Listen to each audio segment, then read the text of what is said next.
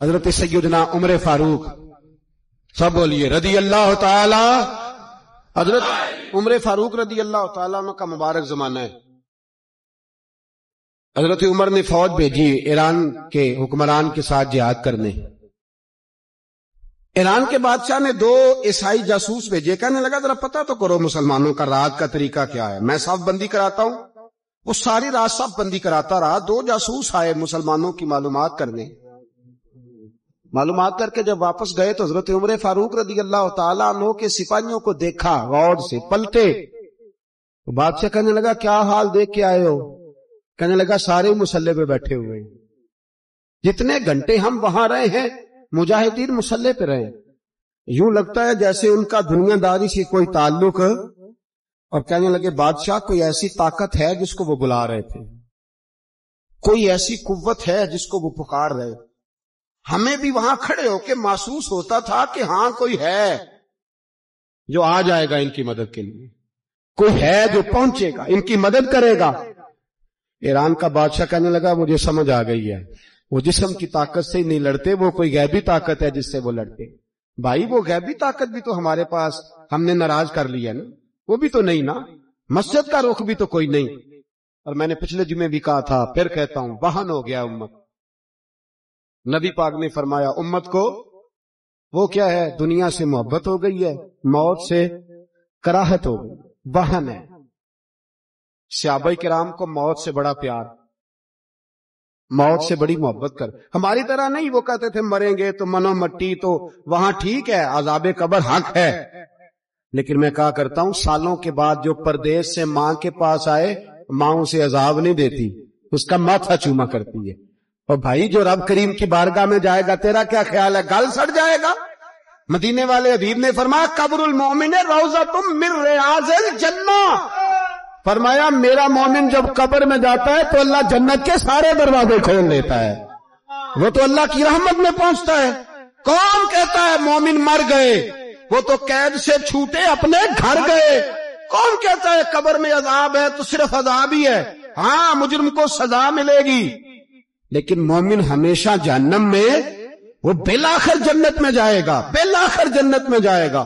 اور کسی درویش نے بات کی، وہ کر کے چلے گئے، بر کمال ہی کر گئے. کہنے لگے دوزخ میں میں تو کیا، میرا سایہ نہ جائے گا، کیونکہ رسول پاک سے دیکھا نہ جائے گا.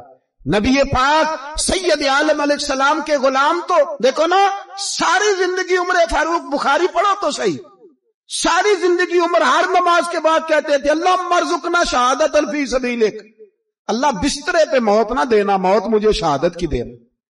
حضرت سیدنا مولا علی شیر خدا کرم اللہ تعالی وجہ الکریم ساری زندگی کہتے رہے اللہ علی نے میدان میں عمر گزاری ہے، اسے شہادت کی موت عطا فرما. او بھائی یہ تو شہادتیں مانگنے والے. حضرت امام حسین میدان کربلا میں کھڑے تھے، شمر کہنے لگا حسین تیری چاروں جانب موت ہے. آپ فرمانے لگے تجھے ابھی ہمارا پتہ ہی نہیں، موت سے تو ہمارا پیار چلتا ہے. اور فرمایا یہ شہادت تو ہمارا پیچھا کرتی ہے، پہنچ جاتی ہے جہاں ہم ہوتے ہیں. موت سے ڈرا رہا ہے، مسلمان کا مرنے کو دل نہیں کرتا، ورنہ وہ اتنی بڑی کوٹھی میں کون رہے گا. مرنے کو دل اس لیے نہیں کرتا کہ وہ جو 6 کروڑ 10 کروڑ ڈالر لوٹ کے رکھے، مر گئے تو کھائے گا کون؟ وہ فقیر فاقہ مست تھے، ان کا گھر ہی کوئی نہیں تھا، ان کے بینک بیلنس ہی کوئی نہیں تھے. وہ کہتے تھے گھر ہمارا ہے وہ جو ہمارے رب نے تیار کیا ہوا ہے، ہمارا بینک بیلنس ہے وہ جو ہمیں جنت میں جا کے ملے گا. ان کا تو یہ کھاتا ہی کوئی نہیں تھا، اس لیے وہ شہادت کی. حضرت عمر بن جموع رضی اللہ تعالیٰ عنہ میدان احد میں 4 بیٹے لے کے آئے. کتنے بیٹے؟ بول کے بتائے. 4 بیٹے لے کے عمر بن جموع آئے، اور خود ایک ٹانگ سے لنگڑے سے آتی ہے، ٹانگ چھوٹی ہے. حضور کے سامنے کھڑے ہوئے کہا محبوبہ میرے 4 ہی تھے، میں 4 لے آیا ہوں، قبول کر لے. تو حضور نے فرمایا تو کیوں تلوار اوڑے آیا ہے، یہ تو نے کیوں گلے میں اسلحہ ڈالا ہوا ہے؟ کہا یا رسول اللہ میں نے بھی تو جانا ہے نا. تو حضور نے فرمایا 4 بیٹے جو ہیں. تو حضرت عمر بن جموع نے بات کی. صحابہ کہتے ہیں ہم لبوں سے مسکرا رہے تھے، آنکھوں سے رو رہے تھے. کیا عجیب انداز ہے. حضور نے فرمایا عمر 4 بیٹے جو آ گئے تو رہنے دے. حضرت عمر رو پڑے، کہنے لگے محبوبہ کیا لنگڑے جنت میں نہیں جائیں گے؟ کیا حضور میں لنگڑا ہوں تو میرے لیے جنت کوئی نہیں؟ میرے حبیب پاک سید عالم صلی اللہ علیہ وسلم نے فرمایا عمر تو ضرور جنت میں جائے گا. کہا محبوبہ پھر بچے بعد میں جائیں گے, میں پہلے میدان میں جاؤں گا. ایک بی بی 4 بیٹے لے کے آئی احد میں. کہا محبوبہ کل کمائی تھی میں لے آئی ہوں, میرے پاس کوئی اور شے ہوتی تو میں بچا کے نہ رکھتی. بیٹے دے کے نا حاضری لگوا کے تو واپس دروازے پہ لے گئی. تو حضرت سیدنا عبداللہ ابن عمر فرماتے ہیں بی بی بول رہی تھی تو میرا جذبہ جہاد پڑ رہا تھا. اپنے بیٹوں کو کہنے لگی میں تمہیں حضور کے پاس چھوڑ کے جا رہی ہوں, جب تم میدان میں گرو گے تو میں تمہیں دیکھنے آؤں گی, دیکھنا تمہاری پشت پہ کوئی زخم نظر نہ آئے. جتنے تیر کھانے ہوئے سینے پہ کھانا, جتنے تلواروں کے نیزوں کے زخم برداشت کرنے ہوئے یہاں کھانا, پشت پہ زخم نظر نہ آئے.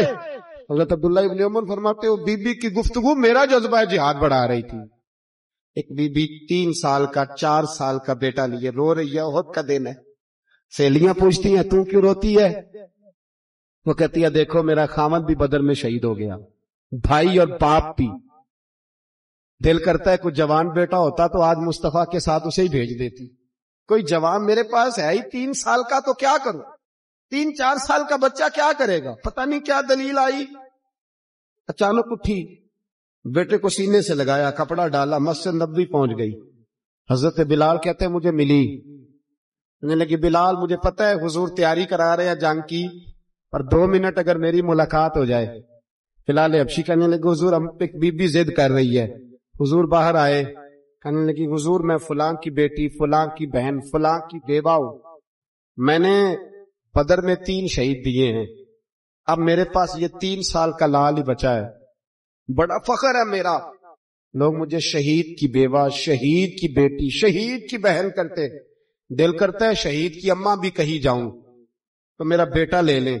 سیدنا بلال کہتے ہیں حضور مسکرائے, کہنے لگے یہ 3 سال کا نونہال کیا کرے گا؟ کہتے ہیں اماں کا عجیب جذبہ ہے. کہنے لگی محبوبہ سنا ہے اسلحہ بھی تھوڑا ہی ہے, ڈھالیں زیادہ کوئی نہیں, میرا بیٹا ساتھ رکھ لیں, جب آپ کی طرف کوئی تیر آیا نا تو میرا بیٹا ڈھال کے اس کو ڈھال بنا کے آگے کر دینا. محبوبہ ڈھال تو بن ہی سکتا ہے نا. حضرت بلال فرماتے ہیں مصطفیٰ کریم نے فرمایا جا میں نے قبول کیا, قیامت کے دن بیٹا گھر لے جا, جب تیرا نام پکارا جائے گا تو شہید کی اماں کہہ کے پکارا جائے گا, جا تو گھر لے جا. کہتے ہیں چلتے چلتے ایک غریبنی اور آ گئی, اتنی سی اٹی بان کی, اتنی سی. بلال حضور سے ملاقات ہو جائے گی. نبی پاک آ گئے, کہا محبوبہ یہ غلبہ اسلام میں میرا بھی حصہ ڈال لیں. حضور نے فرمایا یہ کیا ہے؟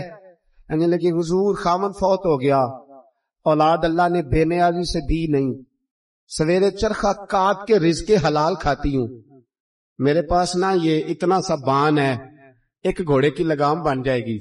محبوبہ حصہ تو ڈال جائے گا نا دین کے لیے, میری قبولیت ہو جائے گی. میرے حبیب نے ہاتھ اٹھائے اور دعا مانگی, کہ اللہ جتنا تو میدان کے مجاہدوں کو اجر عطا فرمائے اتنا اس غریبنی کو بھی عطا فرما, اتنا اسے بھی دینا. بھائی یہ جذبے تھے, یہ رنگ تھا امت مسلمہ کا, اس لیے کافر گھر میں بیٹھ کے کانپا کرتا تھا. اب اسے پتا ہے یہ اے سی والی کار سے نہیں نکل سکتے, اسے پتا ہے کہ ہم نے انہیں بوتل پہ لگا دیا ہے, اب یہ پیپسی مرینڈا اور یہ پی کے کھانے کے ساتھ تو یہ مست رہتے ہیں, اب یہ نہیں نکل سکتے گھر سے. ہم نے انہیں ان چیزوں پہ لگایا ہے جو ان کے وجود کو کھوکھلا کر رہی, اب کیسے میدان میں نکلیں گے؟ وہ اس لیے نہیں ڈرتا کہ وہ تیری آسائشوں, تیری زندگی میں آنے والی سہولتوں سے آشنا ہے. موت بستر پہ بھی آ جاتی ہے, لیکن جس کو میدان میں آتی ہے وہ ساری زندگی زندہ رہتا ہے, وہ ساری زندگی زندہ رہتا ہے. بھائی مرنا تو ہے, لیکن اگر زندگی دین کے کام آئے گی تو امر ہو جاؤ گے, بچ جاؤ.